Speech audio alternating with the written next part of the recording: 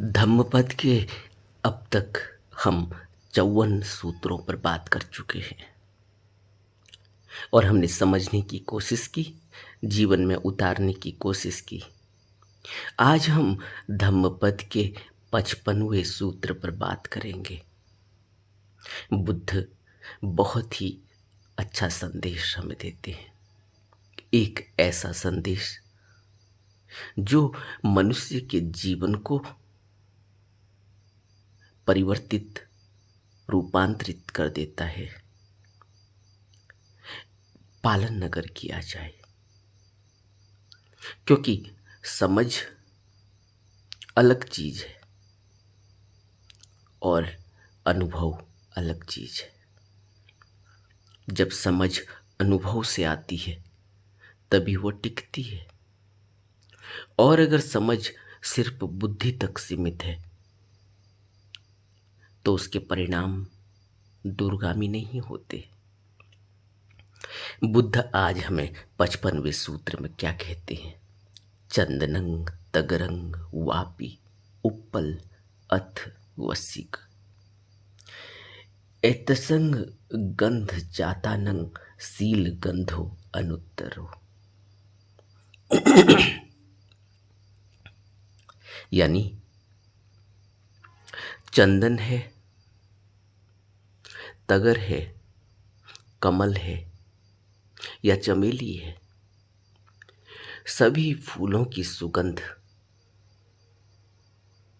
होती है, लेकिन सद्गुणों से श्रेष्ठ नहीं होती।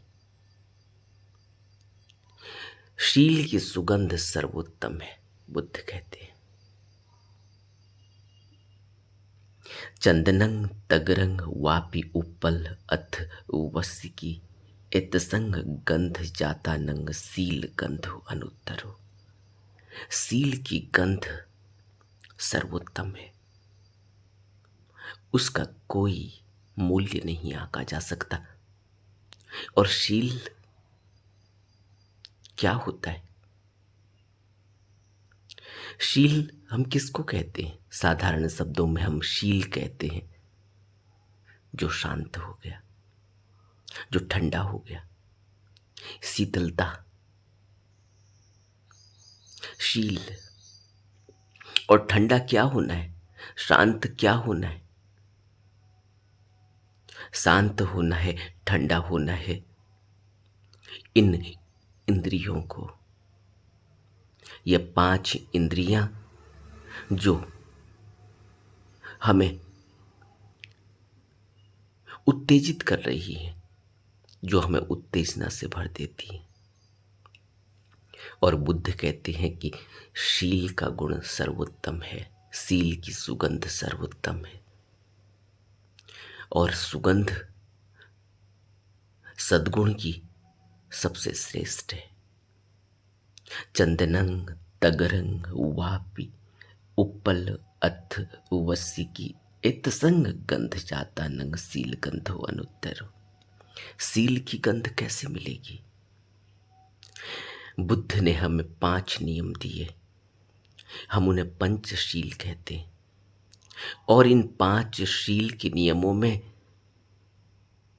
जो व्यक्ति निपुण हो गया, जिसने इन 5 शील के नियमों का पालन कर लिया, उसके जीवन में शीतलता आ ही जानी है। यह 5 शील के नियम क्या हैं? 5 शील के नियम है। सबसे पहला नियम, किसी भी प्रकार की हिंसा से वंचित रहना, प्राणी हिंसा से वंचित रहना। दूसरा शील का नियम, चोरी नहीं करना।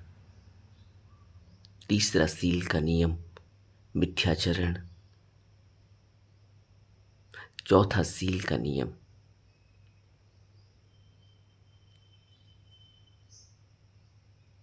किसी भी प्रकार के व्यभिचार से अपने को बचाना, परस्त्री गमन से अपने को बचाना, वासना से अपने को बचाना। और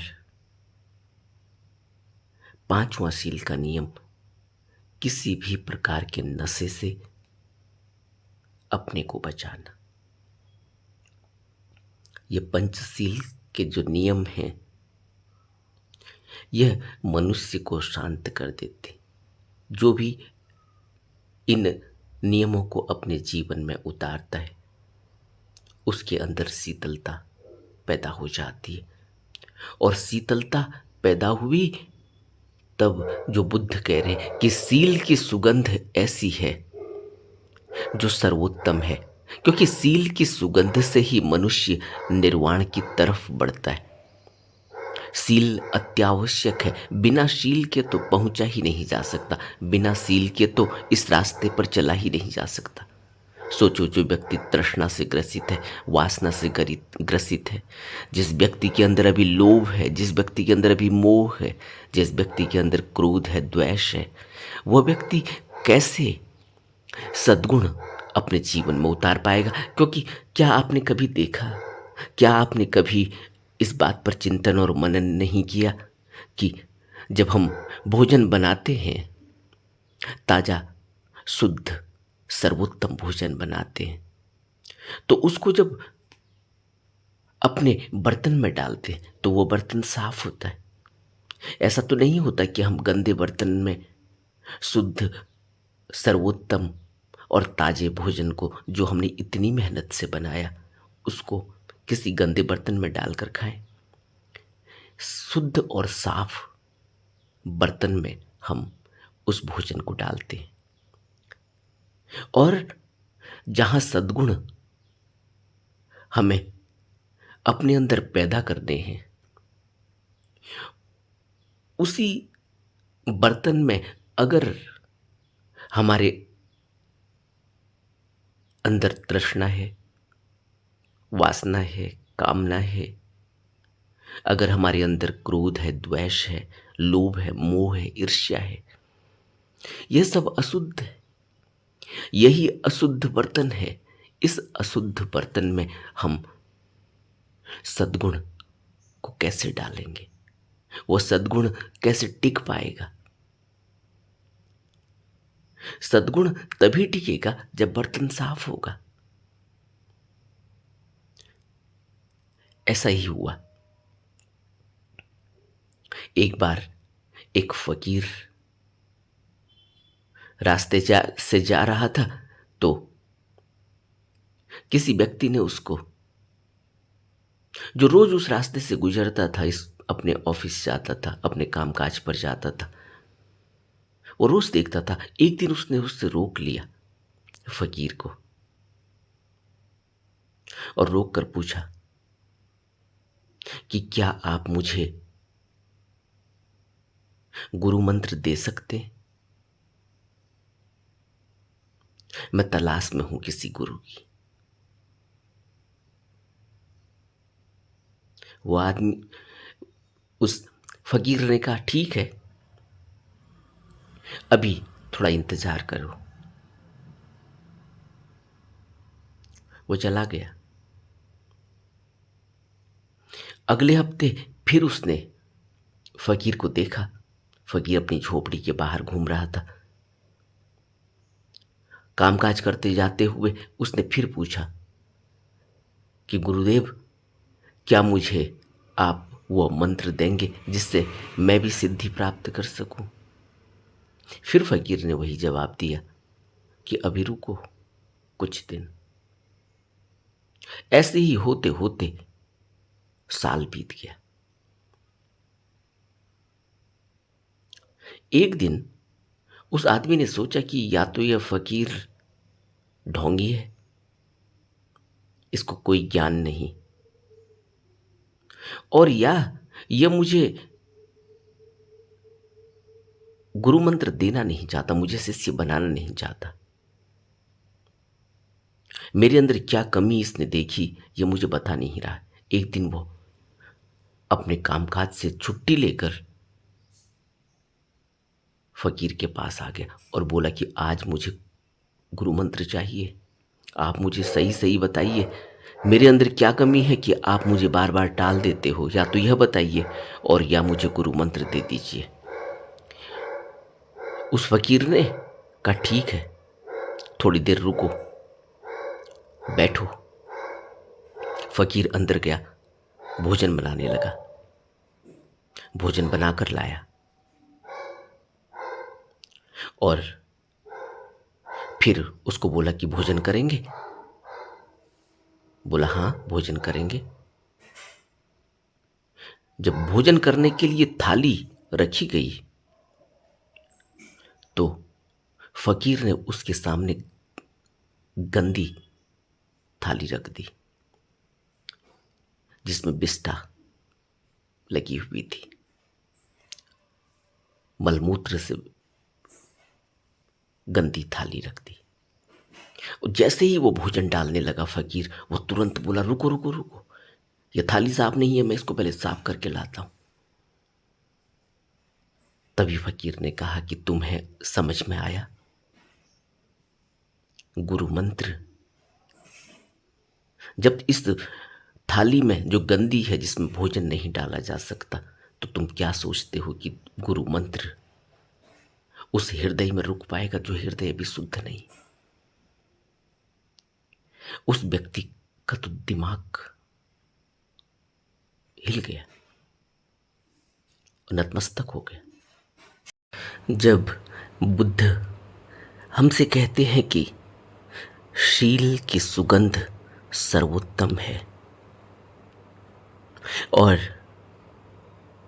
शील अति आवश्यक है निर्वाण प्राप्ति के लिए, इस भव सागर से मुक्ति के लिए, जब हम बुद्ध के वचनों को अपने जीवन में उतारने के लिए बुद्ध की बताई हुई ध्यान विधि को शुरू करते हैं,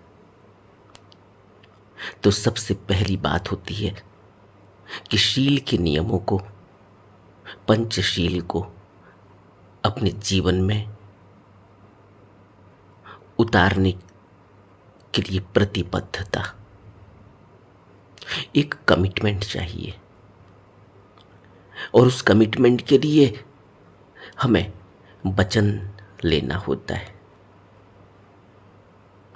दृढ़ संकल्पित होना होता है। तो जब हम शुरुआत करते हैं शिविर में, तो पहली बात आती है पाणाति पाता वेरमणि सिक्खा पदं समाधियान, कि मैं जीव पीड़ा हिंसा न करने की शिक्षा ग्रहण करता हूं।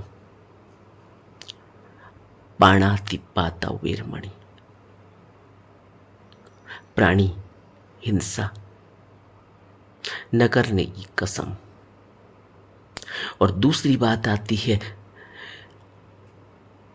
अदिन्ना दाना वेरमणि सिक्खा पदं समाधियान। अदिन्ना दाना यानी जो मुझे दिया नहीं गया, जो वस्तु, जो धन, जो सामग्री, जो जमीन मुझे दी नहीं गई है, उसे मैं नहीं लूंगा, उसे मैं छूऊंगा नहीं, नहीं तो चोरी हो जाएगी। अदिन्ना दाना वेरमणि सिक्खा पदं समाधियान, यानी चोरी नहीं करने की शिक्षा। और तीसरा वचन मैं लेता हूं पंचशील में, कामेसु मिच्छा दारा वेरमणि सिक्खा पदं समाधियान। व्यभिचार, पर स्त्री गमन, पर पुरुष गमन नहीं करने की शिक्षा, कामेसु मिच्छा दारा वेरमणि। और चौथी प्रतिबद्धता यह कि मूसा वादा वेरमणि सिक्खा पदं समाधियान। मैं मिथ्या यानी झूठे वचन से विरत रहने की शिक्षा ग्रहण करता हूं। और पांचवी प्रतिबद्धता सूरा मेरई मज्ज पमाद ठाना हुवेरमणि सिक्खा वदंग समाधियाँ। मैं शराब, मदिरा, किसी भी प्रकार का नशा जो प्रमाद की तरफ ले जाते हैं, उन चीज़ों के सेवन से विरत रहने की शिक्षा लेता, ग्रहण करता। सूरा मेरे ही मज्ज पमत ठाना, यानी जो प्रमाद की तरफ ले जाते हैं। किसी भी प्रकार के नशे से बचने की प्रतिबद्धता। यह 5 बातें जो पंचशील के नियम हमें बुद्ध ने बताए, जो अनुशासन बताए। यहाँ हम अभी बात बुद्ध की कर रहे हैं, गौतम बुद्ध की। उन्होंने हमें यह संकल्प लेने को कहा। बात सिर्फ बुद्ध ने ही कही पंचशील के बारे में, ऐसा नहीं है। कबीर ने भी हमसे शील के बारे में बहुत बात की। कबीर क्या कहते हैं? कबीर कहते हैं, सील क्षमा जब उपजे अलख दृष्टि तब होई। बिना सील पहुंचे नहीं लाख कथे जो कोई। कोई भी व्यक्ति चाहे लाख बात कर ले कि वो पहुंच गया उस मुकाम तक, उस अंतर यात्रा में उसने वह मुकाम हासिल कर लिया, लक्ष्य हासिल कर लिया। कबीर कहते हैं कि नहीं, बिना सील पहुंचा ही नहीं जा सकता। बिना सील पहुंचे नहीं लाख कथे जो कोई। और कब पहुंचा जाएगा? कबीर कहते हैं, सील क्षमा, क्षमा जब उपजे, जब सील जिंदगी में प्रविष्ट हो जाएगा तब अलख दृष्टि होती है। अलख दृष्टि किसको कहते हैं? अलख दृष्टि कहते हैं जब वह रोशनी मिलती है, जब वह दृष्टि मिलती है जो उस दिव्य ज्ञान की रोशनी है। और आगे कहते हैं कबीर, सुख का सागर शील है, कोई न पावे था। शब्द बिना साधु नहीं, द्रव्य बिना नहीं साह। जिस तरह से पैसे के बिना कोई साहूकार नहीं होता, कोई बैंकर नहीं होता। किसी को हम बैंकर कहते हैं तो हम कहते हैं कि यह पैसे वाला है, साहूकार है, साह है। इसी तरह से शब्द बिना साधु नहीं। शब्द, जब बुद्ध कहते, कबीर कहते हैं शब्द, वो शब्द का अर्थ होता है वह अलख दृष्टि, वह परम ज्ञान, वह क्रिएटिव पावर जिसने अपने अंदर जगा ली, वह शब्द है। सुख का सागर सील है। अगर सुख किसी को चाहिए, वह परम सुख, वो कभी न चुकने वाला, कभी न खत्म होने वाला सुख, वह परम आनंद। तो कबीर कहते हैं कि वह जिसकी कोई थाह नहीं, वह शील के बिना नहीं मिलता। और सीलवंत सबते बड़ा, सर्व रतन की खान। 3 लोक की संपदा रही सील में आन। तीनों लोकों की संपदा शील में आ जाती है। यानी 3 लोक में जो कुछ भी संपदा है, कबीर कहते हैं कि सील जिसको मिल गया उसको वह सब संपदा मिल जाती। और कबीर आगे कहते हैं कि घायल ऊपर घावले, टूटे त्यागी सोई। भर जोवन में सीलवंत, बिरला होई तो होई।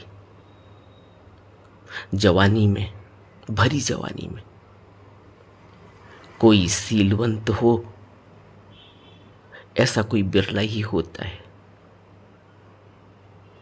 ये बड़ी ही कृपा है, ये बड़ी ब्लेसिंग है जब किसी के जीवन में शील उतर जाता है। यह सील जिसकी बुद्ध हमसे बात कर रहे हैं कि सील की सुगंध सर्वोत्तम है, और कबीर भी कहते हैं कि तीनों लोकों में शील से बड़ी संपदा कोई भी नहीं। सारी संपदा सील के अंतर्गत आ जाती है, और तब तक अलख दृष्टि नहीं होती, तब तक वह अगम, वह शून्य, वह मुकाम, वह रहस्य, परम रहस्य नहीं प्राप्त होता जब तक सील और क्षमा पैदा नहीं होती। यह बुद्धों का अपना अनुभव है, इसलिए सील के बिना जीवन में यह नहीं मिलता। सील की आवश्यकता है, परम आवश्यकता है। भारत में एक परम संत हुए चरणदास जी, उन्होंने भी शील के बारे में बहुत बात की।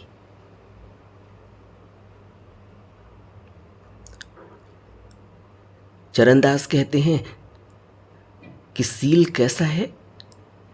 शील कसेला आंवला, और बड़ों के बोल पाछे देवे स्वादवे चरणदास कहे खोल। सील ऐसा आंवले की तरह, जब हम आंवले को खाते हैं तो क्या होता है? पहले बहुत ही कसेला लगता है, खट्टा लगता है, कड़वा लगता है, और थोड़ी ही देर बाद उसमें से मिठास, मुंह में मीठा पानी आने लगता है स्वतः अपने से। और चरणदास जी हमसे कहते हैं कि कसेला आंवले की तरह है सील। ऐसे ही बड़ों के बोल हैं, बुद्धों के वचन हैं, जो बाद में स्वाद देते हैं। उस समय तो बहुत कठिन मालूम पड़ते हैं। सील को जीवन में उतारना कितना कठिन है, क्योंकि मन की मौत हो जाती है। मन मानता नहीं, मन मजबूर कर देता है, और बार बार गलती हो जाती है। मन बार बार अपने हिसाब से तोड़ मरोड़ के सील को परिभाषित करता है।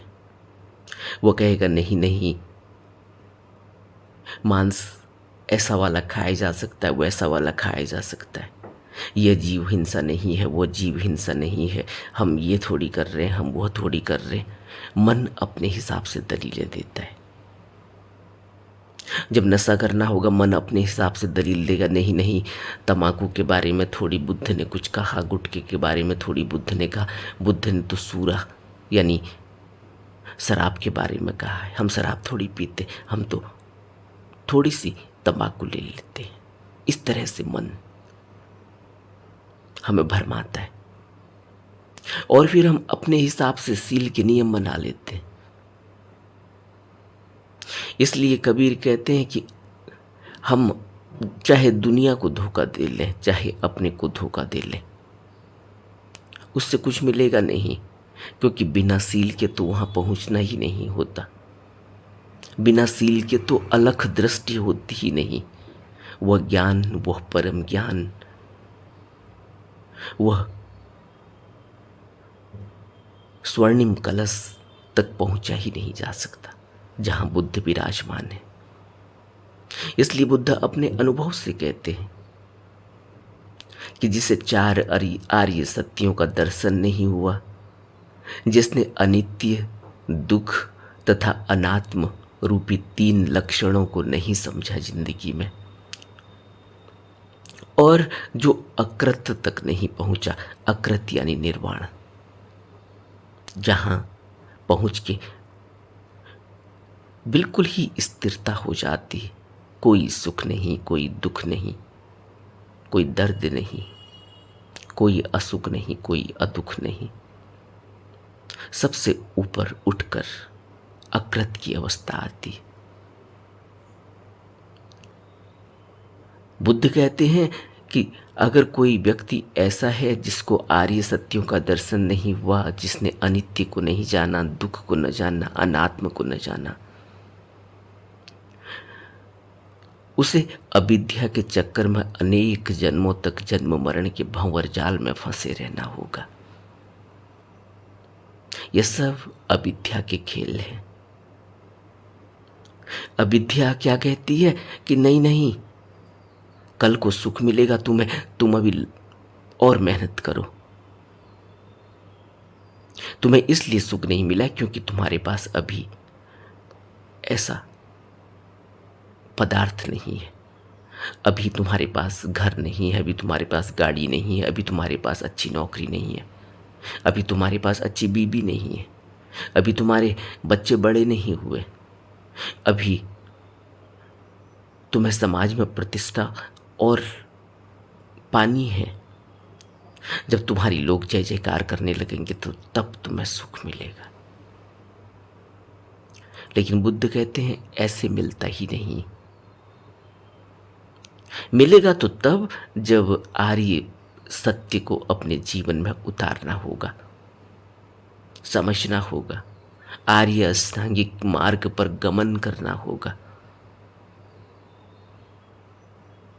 जब अनित्यता गहरे में अपने अंदर बैठ जाएगी, जब चार आर्य सत्य में दुख का दर्शन हो जाएगा, जब अनात्मता दिखाई देने लगेगी, तब कहीं वह अलख दृष्टि, वह सूक्ष्म ज्ञान, वह रहस्य जीवन में प्रकट होता है, जिसकी खोज में हम बुद्ध के वचनों को सुन रहे हैं, बुद्ध के दर्शन को अपने जीवन में उतारने की कोशिश कर रहे हैं। लेकिन बुद्ध तो सभी बुद्ध, अभी मैंने 3 बुद्धों के ऊपर बात की कि तीनों बुद्धों ने, चाहे गौतम हो, चाहे कबीर हो, चाहे चरणदास, सभी एक ही बात कह रहे हैं। शील कितना महत्वपूर्ण है, शील के बारे में सभी ने बात की, नानक ने भी बात की। चरणदास जी कहते हैं कि शील कैसा है? शील बड़ा ही योग है जो कर जाने कोई, शील बिहीनो चरणदास कबहु मुक्त न होए। शील सबसे बड़ा योग है, चरणदास कहते हैं। अगर कोई कर न जाने, और बिना शील के मुक्त नहीं होया जा सकता। और चरणदास कहते हैं कि शील बिना जो तप करे, शील बिना दान करे, योग युक्ति करे, शील बिन सो कहिए अज्ञान। ऐसा व्यक्ति अज्ञानी है। वो पूरी जिंदगी लगा रहता है, वो कहता है मैं तो मेडिटेशन करता हूँ, ध्यान करता हूँ, त्राटक करता हूँ, मैं तो उन गुरुओं को मानता हूँ, मैं तो यह करता हूँ, मैं तो वह करता हूँ। वो सब करेगा, लेकिन चरणदास जी कहते हैं कि तुम जो मर्जी कर लो, तुम जो मर्जी कर लो, अगर वह शील के बिना किया गया है तो वह अज्ञानता ही है, उसका कुछ भी नहीं मिलना। यह बुद्धों के वचन हैं और यह बुद्धों की अपनी प्रामाणिकता है। इसलिए ऐसा नहीं है कि किसी ने शील को कम आंका है, किसी ने शील के बिना पहुंचने का दावा किया है, हो ही नहीं सकता। शील सर्वोत्तम है, जो यह हम बुद्ध के धम्मपद का 55वां सूत्र आज ले रहे हैं। चंदनं तगरं वापि उपल अथ वसिकी एतसंग गंध जाता नंग शील गंधो अनुत्तरो। शील की गंध सर्वोत्तम है।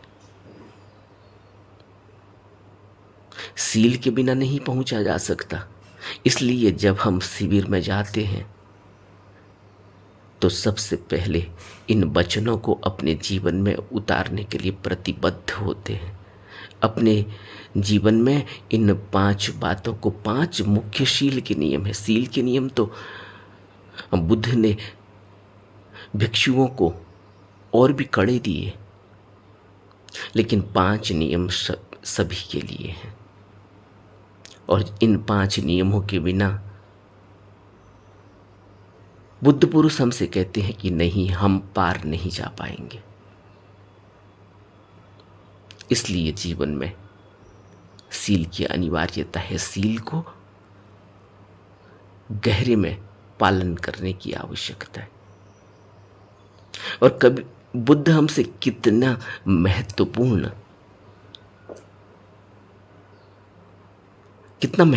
वचन कह रहे हैं कि सुगंध कितनी मीठी सुगंध है चंदन की, कितनी शीतलता है चंदन में। हम जानते हैं कि चंदन के पेड़ों में सांप लटके रहते हैं शीतलता के कारण। उसके बावजूद भी कबीर कहते हैं कि चंदन की सुगंध हो, चमेली की सुगंध हो या तगर की, उन सुगंधों से बढ़कर सुगंध है शील की। लेकिन कभी आपने महसूस नहीं किया कि सील की सुगंध कैसी होती होगी? कभी आपके अंदर यह प्रश्न उठा होगा कि सील की सुगंध कैसी होती होगी? जब बुद्ध हमसे कहते हैं कि चंदन की सुगंध तो हमें पता है। अगर चंदन हम घर में रख दें तो महकने लगता है घर।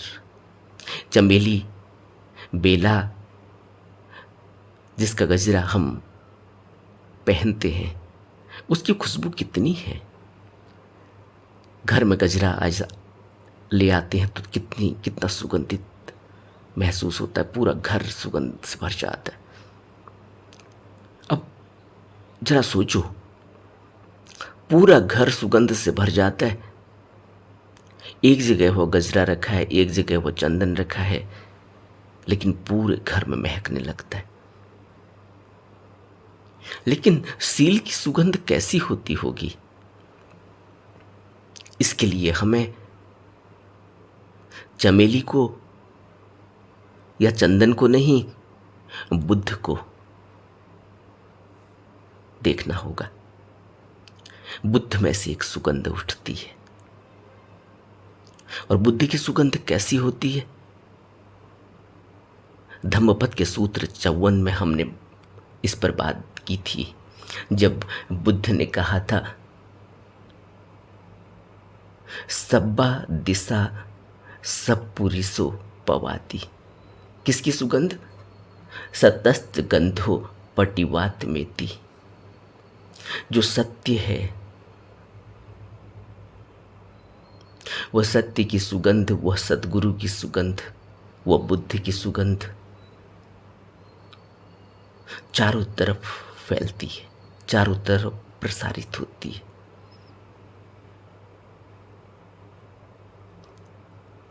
सद्गुरु की सुगंध। इसीलिए तो बुद्ध जिस तरफ से गुजरते थे उस तरफ की हवा ही बदल जाती थी, उस तरफ की सुगंध ऐसी होती थी कि वो प्राणी उस तरफ खींचा चला आता था।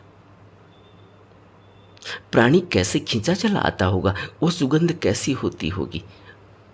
वह इन इंद्रियों से महसूस नहीं होती। अगर हम यह सोचें कि चंदन, बेला, तगर, चमेली की सुगंध की तरह इन नाक की नासापुटों से हम उस सुगंध को अनुभव करेंगे, नहीं, इंद्रियों से महसूस नहीं होती।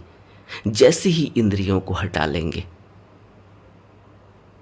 जैसे ही इंद्रियों को शांत कर लेंगे, वैसे ही वो सुगंध महसूस होने लगी। इसीलिए तो बुद्ध कह रहे हैं, तुम शील की सुगंध अगर चाहते हो तो तुम सबसे पहले तो इन इंद्रियों को बंद कर दो। जो इंद्रियां बाहर की तरफ रस लेना चाह रही है, सुगंध लेना चाह रही हैं, इनको बंद कर दो, इनको शांत कर दो। जैसे ही यह शांत होंगी वैसे ही वह बुद्ध की सुगंध महसूस होने लगेगी। यही तो है कि बुद्ध किसी रास्ते से जाते हैं, प्राणी उस तरफ खींचा चला आता है। प्राणी सिर्फ ऐसा ही नहीं है कि कोई आदमी खींचा चला आ रहा है कि उसने देख लिया कि कोई बुद्ध आ रहे, कोई साधु आ रहे। हाथी भी खींचा चला आता है, गाय भी खींची चली आती है, बकरी भी खींची चली आती है, कुत्ता भी खींचा चला आता है। और न जाने कितने उदाहरण हैं बुद्ध के वक्त में, बुद्ध के जीवन यात्रा में। उन उदाहरणों को हम पढ़ते हैं, उनको हम गाथा कहते हैं। इसी तरह सभी बुद्धों का यह अनुभव है। सभी बुद्धों के जीवन चरित्र को जब हम पढ़ते हैं, उस पर चिंतन मनन करते हैं, तब हमें शील की सुगंध का पता चलेगा कि किस तरह से कोई हत्यारा, लुटेरा, कोई व्यभिचारी बुद्ध के सामने आ गया और उस सुगंध में मदमस्त हो गया। क्या हमें नहीं पता? अंगुलीमाल बुद्ध के सामने आ गया, मदमस्त हो गया। इसी तरह कोई कसाई किसी बुद्ध के सामने आ गया, मदमस्त हो गया, सब छोड़ दिया। इसी तरह से कोई वेश्या बुद्ध के सामने आ गई, सब छोड़ दिया। क्यों? शील की सुगंध उसके अंदर इतना रोमांच पैदा कर गई कि उसकी दिव्य दृष्टि खुल गई। इसलिए तो बुद्ध वचन में, शुरू के उपदेशों में ही बुद्ध कहते हैं कि सत्पुरुष की संगति मिल जाए, बुद्ध के वचन मिल जाए, उनका श्रवण हो जाए, चिंतन मनन हो जाए, तो जीवन रूपांतरित हो जाता है। बुद्ध का यह सूत्र बहुत महत्वपूर्ण है। इसको जीवन में जिसने अंगीकार कर लिया, जिसने स्वीकार कर लिया, जिसने इस प्रतिबद्धता को, इस दृढ़ संकल्प को साकार कर लिया, उसका जीवन मुक्त हो जाएगा इस भवबंधन से। उसे बार बार इस नरक में, बार बार इस दुख को सहन करने के लिए फिर पैदा नहीं होना होगा। हमें बुद्ध के वचनों को, बुद्ध की बताई हुई शिक्षा को, बुद्ध की बताई हुई दीक्षा को, बुद्ध की बताई हुई साधना को गहरे में अपने जीवन में उतारने के लिए भरसक प्रयत्न करना चाहिए। नमो बुद्धाय।